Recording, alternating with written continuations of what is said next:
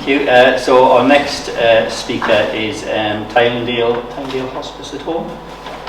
Would you like to come and introduce yourself, and we'll get your slide. Thank you.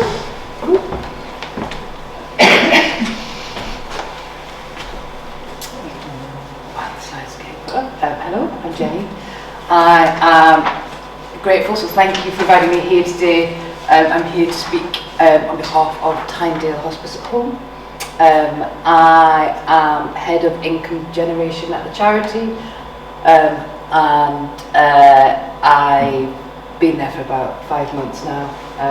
And one thing I'm incredibly blown away by is the importance and value that the hospice has in the community. And when I've been out in the community, and how people feel about the hospice is really quite special. Our story is we were created by the community. So Ish and Edith were best friends, and one of their husbands got sick and needed help, and this was in the early 90s, and there wasn't the support there, and so they created it from their house and said, oh, we need our neighbours and friends and families to have this support. And so they created it, and I'm incredibly proud to now be part of carrying on that commitment for it being absolutely centred to the community and at the heart of it. For those who may or may not know us, you may not know the exact breadth of what we do at the hospice. Our nursing care is what people often will think about and be aware of, but we provide support that help families through illness and through to the end of life, and provide support for the whole family and care support for the whole process. So there is the nursing at home, pre and post bereavement support. So this is available to anyone. It doesn't need to be someone who's had nursing support from the hospice. That is children and adults as well.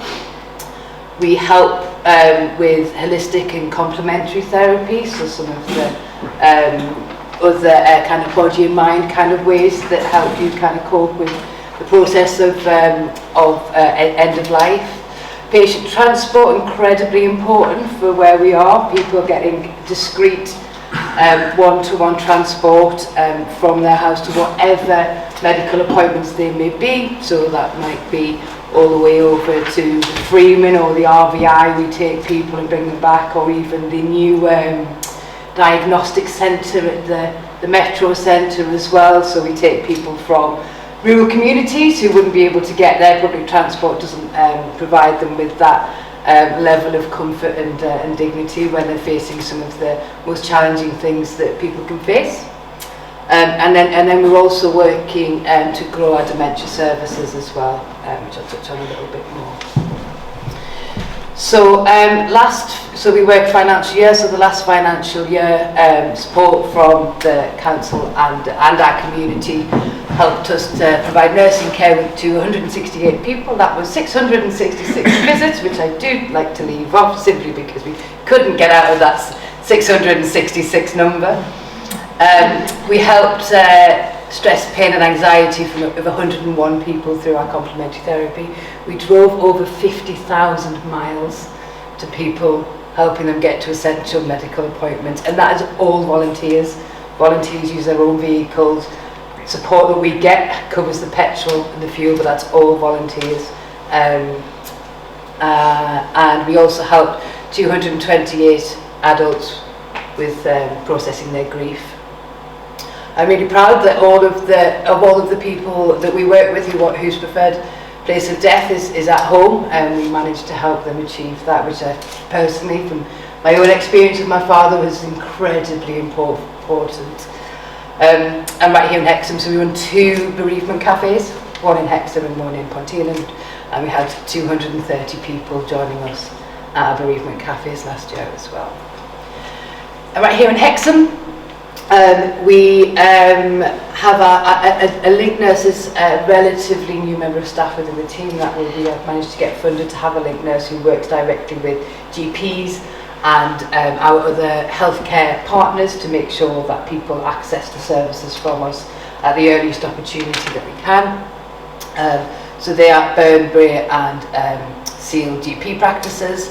And I do have some highlights around the impact that that's had. So far this year, both of those GP practices are the highest in terms of referrals for our family support, as well as Burnbury being the highest for transport referrals as well, and then also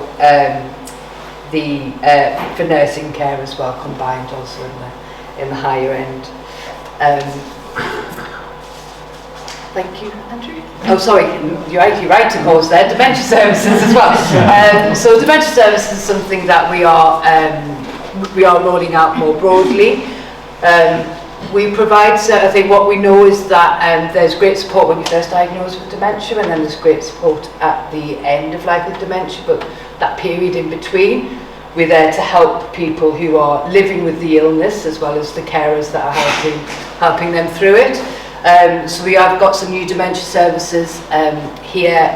So we've started a 5-week programme of wellbeing groups for people diagnosed with it and their carers as well. And we're also launching some dementia cafes as well to help people get support.